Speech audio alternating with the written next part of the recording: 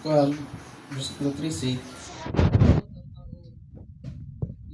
dili siya ang may moingon nga kining tentasyon gikan sa Dios kay ang Dios dili man matintal kay ang Dios dili man matintal sa pagduwat ug daotan o dili usab siya matintal kang bisan kinsa.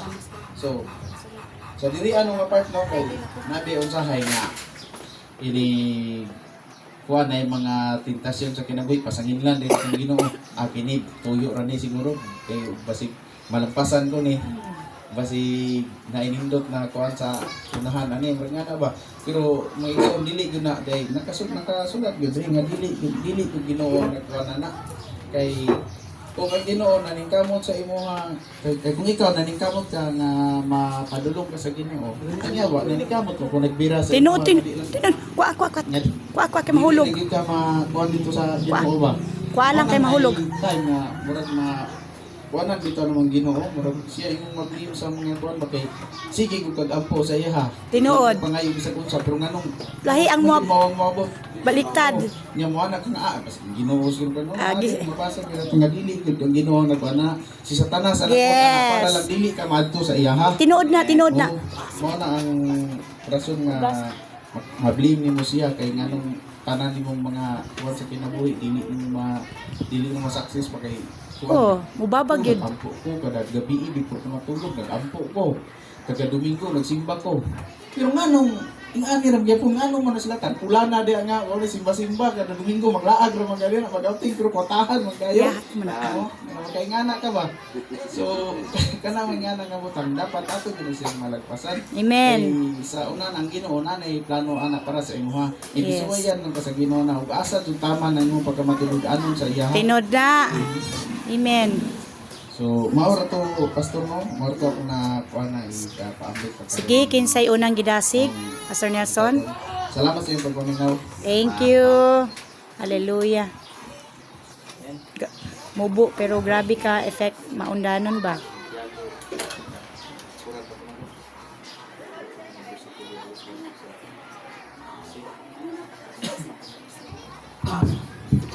Be mag-listen ka be.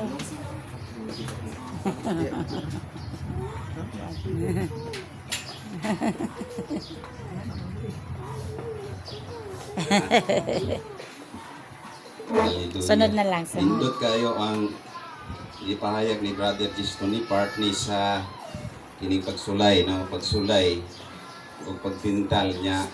Tinood na nga ang ato ang life aning kalibutan nga atong gipuy-an daghang kaayong pagsulay.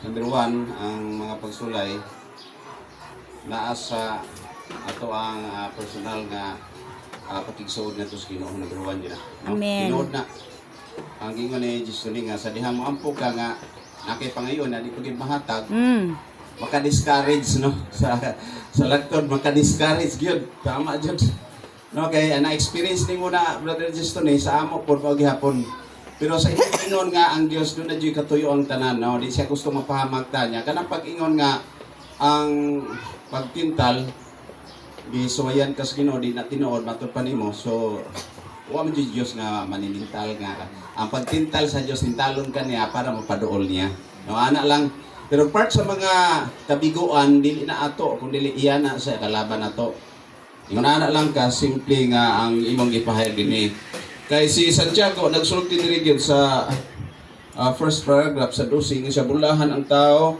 nga mobarog taliwala sa mga pagtintal kay sa iyang pagdaog makadawat siya sa kinabuhi o ganti nga gisaad sa Dios alang natong mga nahigugma kaniya. So doon ay ganti. Gantihan ka. No kay nagis ko man si James dire, si Santiago dire o kanang lig-on nga bubarog taliwala sa mga pagtintal kay doon na kay ganti o doon na kay corona nga pagadawaton sa dihang ikaw naga kining barog sa mga pagsulay sa imong kinabuhi. So kini nga to ang life kung pananglit mangayo taw nya di kita tagaan, okay lang. No, ang ato amanggod nga ganti manggod wala di risk sa kalibutan. Manay pagkuha na to og kay balo wala diri ang atong ganti, no? Ang ganti nga ihatag sa Dios nimo lifetime. Kay kung madato man tuod ka dinhi puno kag kwarta pero moabot man gid sa puntong mulaos ka. Sa unsang pagi masakit magud ka, tiguang ka nya hangtod malusno ang imong pagkasikat sa pagkakwartahan. No, daghan kay tagis mahibaw-an nga mga kwartahan nga niagi na sa kalibutan, pas lang no, wala gito. Kay nakabsan man sila sa kinabuhi nya mulaos ka. Daghang mga artista nga sikat kaayo nilaos pud. No, kuan lang ni diri kanang lumalabay lang ning ato ang ganti nga gibali na kapot nimo nga dinhira jud sa kalibutan. Mo nang bliss kayo ta nga giingon ni Santiago diri nga nahimo tang bulahan, no, bulahan. Ang punto man gyud kinatibuk-an ani ato ang paragraph karon. Nagtumong si Apostol Pablo dili sa imuhang postura o sa imong plastada diri sa kalibutan kun dili nagtumong siya dito sa kaming nato nga paabot, no, kaning ato ang gikab-ot nga mga hunahuna nga kung doon na kay pagtuo nga ang Dios kanang muhatag sa imo o kanang walay pagkalaos or everlasting life sa imong kinabuhi, so mahitabo na sa ato kay gisaad man na sa Dios. So aman poy bakakon na Dios. So ang tanan gisaad sa Dios matuman man, no? Amen. Imagine ato ang hinumduman mga igsoon nga sa dihang ingana siya nga sa dihang mukaon ka mamatay gyud ka tinuod jud mamatay jud ang tao. Mao ginay barugan ako sa ako alang nga life, no.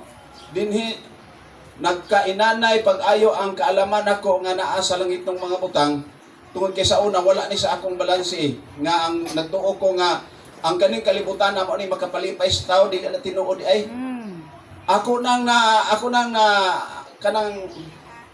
kanabang mamalandong ta ato pamalandongan dili daw makuha mato sa laing nga verse dili makuha nimo ang usa ka butang nga hinungdanon kaayong butang kung naa ka sa daghan kaayo nga trabaho busy kanang gusto bitaw ka nga dublihon nimo kanang ang imuhang life sa kalibutan nakaila ka Dios nakaila ko kanang kining kanang imuhang kinabuhi gusto nimo nga kanang mahimo kang kwartahan. So ang imong gihimo magkugi ka. No, kugi ka permente kay aron nga makakabot kasi imong gipangandoy nga kanang ang imong pamilya mabulahan niya makadako kag balay ug daghan kag sakyanan niya moampo bukas Ginoo. So ang imong time ana puro busy. No, puro daghan kay kag mga time nga gusto himuon nimo hangtod nga hangtod na nga naadyo isa ana nga di malimtan nimo. No, ang ako alang gyud ani nga experience kay kung akong i-focus ang ako ang hunahuna sa tanang panahon sa kalibutan para ko mo improve, para ko mo asenso, ang Dios usahay ang iyang time mawala na. No, ang pag-ingon bitaw sa Matthew 6:33 nga unahon nato ang Dios dili mauna nga nawan